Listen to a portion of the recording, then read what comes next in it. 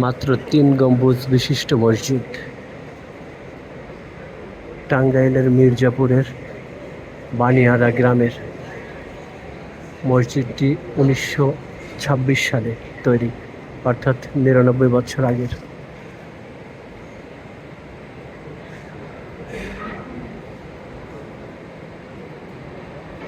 এটুক পরে এক্সটেনশন হয়েছে, অর্থাৎ বড় হয়েছে পরে, কিন্তু মূল যেটা আগে দেখালাম ওইটা হচ্ছে মূল মসজিদ, যেটা 1926 সালে প্রতিষ্ঠিত। এরপরে এর সাথেই পূর্ব দিকে বাড়িয়েছে।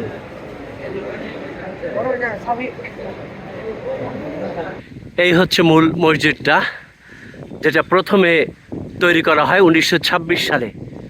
এটা হচ্ছে টাঙ্গাইলের মির্জাপুর উপজেলার বানিয়ারা গ্রামে।